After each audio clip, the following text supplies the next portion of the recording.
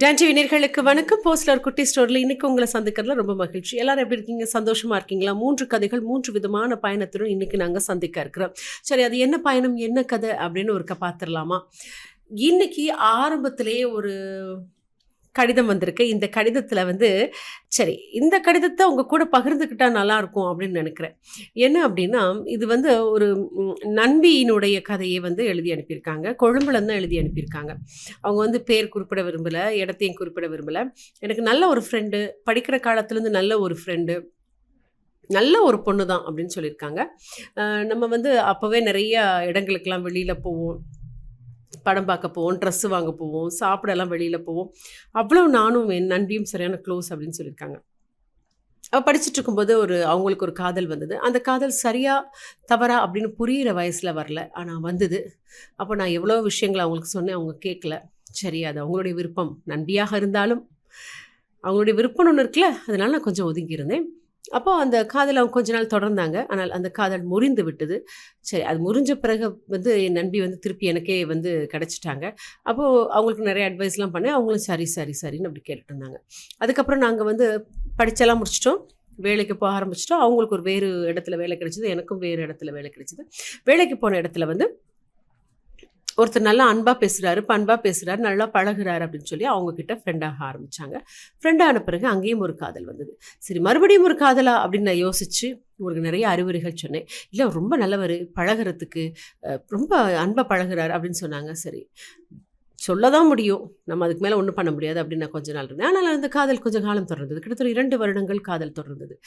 அவங்க என்ன கேட்டாலும் அவர் வாங்கி கொடுப்பார். அப்படிலாம் நிறைய அன்பாக பேசி அப்படியெல்லாம் ரொம்ப, அவர் இல்லைன்னா உலகம் இல்லை அப்படின்ற அளவுக்கு அவங்களுடைய வார்த்தைகள் இருந்ததுனால சரி, இந்த திருமணம் அதாவது அந்த காதல் திருமணத்தில் முடிஞ்சிருமோ அப்படின்ற அளவுக்கு கூட நான் யோசிக்க ஆரம்பித்தேன். அதுக்கப்புறம் திடீர்னு அந்த பையன் சரியில்லை அப்படின்னு திட்ட ஆரம்பித்தாங்க. இது எப்போ அவங்க கண்டுபிடிச்சாங்கன்னு எனக்கே புரியல. 2 வருஷமாக கண்டுபிடிக்காது இவங்க திடீர்னு ஏன் கண்டுபிடிச்சாங்கன்னா, அப்போ தான் அவருடைய ஒரிஜினல் கேரக்டர் கோணம் வெளியே வந்திருக்கு போல இருக்குது. அவரும் தேவையற்ற பழக்க வழக்கங்கள், மற்றவர்களுடன் பழகுவது, இவங்கக்கிட்ட நிறைய பொய் சொல்லிட்டு வெளியில் போகிறது, இப்படியெல்லாம் ஒரு கேரக்டர் இருந்ததுனால அவங்கள பிடிக்கல அப்படின்ட்டாங்க. அது 2 வருஷம் கழிச்சு தான் புரிஞ்சிருக்கு பாருங்களேன்.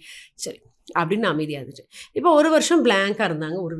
ஒரு காதலும் இல்லாமல் சும்மா சந்தோஷமாக தானே உழைத்து ஒரு ஃபன்னாக இருந்தாங்க. திடீர்னு ஒரு நாள் சொல்கிறாங்க, எனக்கு ஒருத்தர் பிடிச்சிருக்கு, அவருக்கு என்ன பிடிச்சிருக்குன்னு சொல்லி கேட்டார். ஸோ எனக்கும் அவரை பிடிச்சிருக்கா அப்படின்னு யோசிக்கிறேன், பார்க்கலாம் அப்படின்னு சொன்னாங்க. என்னப்பா இது அப்படின்னு நானும் அவங்களுக்கு திட்டுனேன். ஒரு அளவு தானே எல்லாமே அப்படின்னு சொல்லி ரொம்ப நல்லா திட்டிட்டேன். சரி அப்படின்னு திட்டிட்டு நானும் பேசுகிறதே விட்டுட்டேன். பேசக்கூடாது அப்படின்னு முடிவு பண்ணி வச்சுருந்தேன். அப்போது ஒரு கிட்டத்தட்ட 3 மாதங்கள் அந்த காதல் போயிட்டு இருக்கும் பொழுது திடீர்னு என்ன சொன்னாங்க அப்படின்னா, அவர் நல்லவர் தான், ஆனால் எதையுமே தன்னுடைய பிழைகள் எதையுமே அவர் ஒத்துக்கிற மாதிரி தெரியல. எனக்கு அவரை பெருசாக பிடிக்கல, அவர் செலவு பண்ணுறதுக்கே ரொம்ப யோசிக்கிறாரு அப்படின்ற அளவுக்கு ஒரு எண்ணத்தை சொன்னோன்னே எனக்கு சரியான அவர் மேலே ஒரு விருப்பமே இல்லாமல் வந்துட்டதுனால இந்த காதலை முறிச்சுக்கிட்டேன். இது என்ன ஃப்ரெண்டு, நான் அன்னையிலேருந்து முடிவு பண்ணேன்க்கா, இவங்களோட பேசக்கூடாது, பழகக்கூடாது. அதுக்கப்புறம் ஆக்சுவலாக ஃபோனில் கூட இவங்க நம்பரை பிளாக் பண்ணிடலாமா அப்படின்ற அளவுக்கு கூட யோசனை வந்தது. ஆனால் நான் ரொம்ப பிஸியாக இருக்கேன், நான் ரொம்ப எனக்கு வேலை இருக்குது அப்படின்னு அவங்கள அவாய்ட் பண்ணுறதுலேயே மும்முரமாக இருந்துட்டேன். சில நேரங்களில் பாருங்களேன் எப்படியெல்லாம் ஃப்ரெண்ட்ஸ் அமைகிறாங்க அப்படின்னு ரொம்ப வருத்தப்படுறாங்க. ஏன்னா வாழ்க்கை அப்படின்றது ஒரு விளையாட்டு மைதானம் கிடையாது, ரொம்ப அழகாக பக்குவமாக வாழணும். இது புரிய மாட்டேங்குது என் ஃப்ரெண்டுக்கு அப்படின்னு நினைக்கும் பொழுது தான் எனக்கு கவலையாக இருக்குது. இது மாதிரி நிறைய பேர் வெளியில் இருக்காங்கங்க, நாங்களும் பார்க்குறோம், பழகுறோம், அறிவுரைகள் சொன்னால் கேட்குறதுக்கு யாரும் தயாராக இல்லை.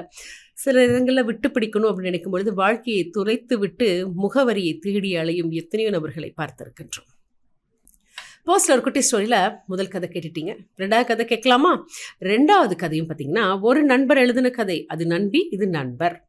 இவர் என்ன சொல்கிறாருன்னா, அக்கா என் ஃப்ரெண்ட் அக்கா ரொம்ப நல்ல தம்பி, அதாவது நல்ல பையன் அப்படின்றத அவங்க குறிப்பிட்டிருக்காங்க. நாங்கள்லாம் சின்ன வயசில் நல்லா படிக்கிறவங்க கிளாஸில். ஸோ நல்லா படித்தோம், நல்ல வேலைக்கு வந்தோம், பெற்றோர்கள் சொல்கிறத கேட்போம். இந்த சந்தர்ப்பத்தில் தான் என் ஃப்ரெண்டுக்கு ஒரு ஒரு கேர்ளை பார்க்கும் பொழுது ஒரு ஒரு காதல் அப்படின்றத விட ஃபஸ்ட்டு அன்பு வந்தது. அவங்க ரொம்ப நல்லவங்க அப்படின்னு சொல்லும்பொழுது சரி ஒரு காதல் வந்தது. பொதுவாக ஃப்ரெண்ட்ஸ் காதலுக்கு சப்போர்ட் பண்ணுறதுன்றதில்ல. ஸோ நாங்களும் சப்போர்ட் பண்ண ஆரம்பித்தோம். அப்போ அந்த பெண்ணும் இவங்களை பார்த்து சிரிக்கிறதும், அப்பப்போ பேசுகிறதும், அவங்கள இது லவ் பண்ணுற மாதிரியே தான் அவங்களுடைய ஒவ்வொரு நடவடிக்கையும் இருந்தது. அப்போ என் ஃப்ரெண்ட் ஒரு நாள் சொன்னார், இன்றைக்கி என் காதலை நான் சொல்லிடட்டுமா அப்படின்னு சொல்லி சொன்னார். அவங்க படம் மாதிரி நம்ம நீடிச்சுக்கிட்டே போக முடியாது இல்லையா, ஸோ நாங்களும் சரி சொல்லிவிடுங்க அப்படின்னு நாங்களும் சொல்லிட்டோம். இப்போ இவர் ப்ரப்போஸ் பண்ண போகிறாரு. பண்ண போகும்போது அவர் ப்ரப்போஸ் பண்ணும்போது என்ன நடந்திருக்கு தெரியுமா? எனக்கு உங்களை பிடிக்கல, எனக்கு உங்க மேல காதல் வரல. சும்மா பார்த்தோம், பழகுனோம், சிரிச்சோம் அவ்வளோதானே. இதில என்ன காதலிக்க இருக்கு? எனக்கு உங்கள பார்க்கறதுக்கு பிடிக்கல. உங்களுடைய தோற்றம் அவ்வளோ பிடிக்கல அப்படின்னு சொன்னோனே, அவருக்கு தூக்கி போட்டுருச்சாம். ஏன்னா இவர் சொல்றாரு, என் ஃப்ரெண்டு வந்து பார்க்கறதுக்கு நல்லா தான் இருப்பாரு. அந்த பொண்ணு பெரிய அழகியெல்லாம் கிடையாது. பார்க்கறதுக்கு சுமாரா இருப்பாங்க.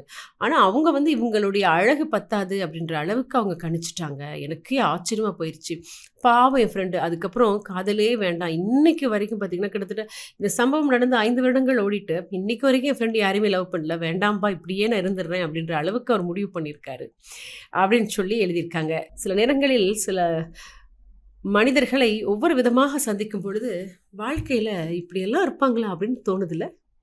பர்ஸ்ல ஒரு குட்டி ஸ்டோரியில சுவாரஸ்யமான வித்தியாசமான கதைகளோட பயணிக்கிறோம்ல. தபால் அனுப்புங்க, கடிதம் அனுப்புங்க அப்படின்னு சொன்னோனே, நெறைய வித்தியாசமான பயணங்கள நீங்க அனுப்பிட்டே தான் இருக்கீங்க. இப்போ அடுத்த ஒரு கடிதம் பார்த்துடலாமா? இது வந்து யோசிக்க வைக்கக்கூடிய ஒரு விடயத்தை பகிர்ந்த ஒரு கடிதம்.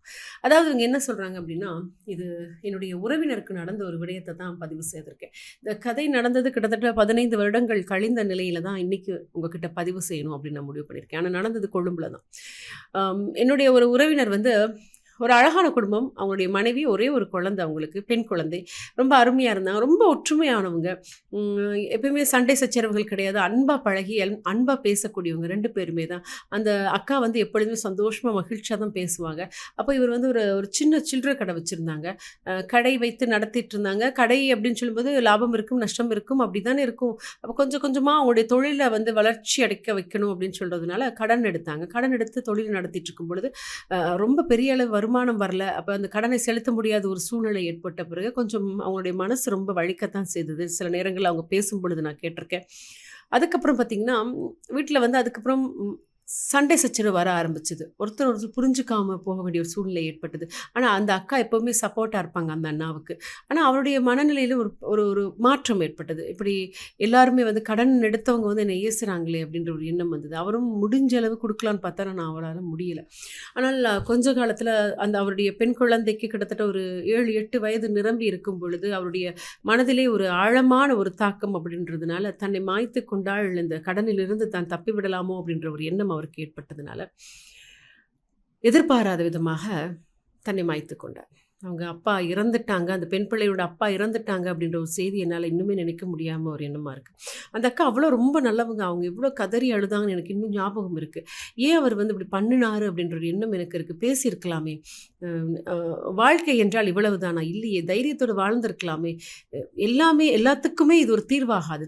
தன்னுடைய வாழ்க்கையை முடித்துக் கொள்வதற்கு யாருக்குமே உரிமையும் கிடையாது. இது ஒரு தீர்வும் கிடையாது. அவங்களுடைய குழந்தைய நினைச்சு பார்த்துருக்கலாம். அந்த அக்காவ நினைச்சு பார்த்துருக்கலாம். ஏதாவது ஒண்ணு பண்ணியிருக்கலாம் அவங்க. ஏதாவது சரி கடன் அடைக்க முடியல, அந்த தொழில விட்டுட்டு இந்த தொழில்ல இருக்கிற கொஞ்சம் காசு குடுத்து இந்த கடன அடைச்சிருந்திருக்கலாம். ஆனால் அவங்க வந்து கதறி அழுதது இன்னும் என்னுடைய நினைவிலே இருக்கிறது. அதற்கு பிறகு அந்த அக்காவினுடைய ஒரு தைரியம், அந்த பெண் பிள்ளையை தனிச்சு நின்று வளர்த்து நல்ல இடத்துல திருமணம் செய்து குடுத்துருக்காங்க. அத நினைக்கும் பொழுது இப்ப சந்தோஷமா இருக்கு. ஆனாலும் அந்த பெண் பிள்ளை வந்து அவங்க அப்பா கூட ரொம்ப ஃப்ரெண்ட்லியா பழகுன அந்த காலகட்டத்துல நினைக்கும் பொழுது, அவங்க மனசு எவ்வளோ வேதனைப்பட்டிருக்கும் அப்படின்னு எனக்கு புரியுது. ஆனால் எப்பொழுதுமே பிரச்சனைக்கு ஒரு துயரத்துக்கும் ஒரு தீர்வு இது கிடையாது. தன்னை மாய்த்துக் கொள்வது ஒரு தீர்வே கிடையாது அப்படின்றத வந்து எல்லாரும் நினைச்சுக்கணும். ஏன்னா, அவங்கள நம்பி நெறைய பேர் இருப்பாங்க. அவங்க மீது அதிகளவான அன்பு வைத்தவங்க நெறைய பேர் வெளியில இருப்பாங்க. அவங்களுக்கெல்லாம் நெறைய கனவுகள் இருக்கும். அந்த கனவையெல்லாம் நாங்க ஒரு நிமிடத்திலே பொசுக்கி விட்டு, அ தன்னுடைய சுயநலத்திற்காக எந்த ஒரு முடிவையும் யாரும் எடுக்கக்கூடாது அப்படின்றத வந்து நான் பார்க்கக்கூடியதா இருக்கு அப்படின்னு சொல்லியிருந்தாங்க. கண்டிப்பா அது உண்மதான். ஸோ எதுவுமே தன்னை மாய்த்துக் கொள்வது வந்து ஒரு தீர்வாகாது அப்படின்ற ஒரு விடயம் கண்டிப்பா யோசிக்க வேண்டியதுதான். 3 கடிதங்கள் 3 விதமான பாதையில் பயணித்தது அப்படின்னு சொல்லலாம். இது மாதிரி உங்களுக்குள்ளும் நிறைய கதைகள் இருக்கும். மீண்டும் மற்றொரு நிகழ்ச்சியில் அனைவரும் சந்திக்கும் வரை விடைபெற்றுக் கொள்ளும் நான் கவிதா ராம்குமார். நன்றி, வணக்கம்.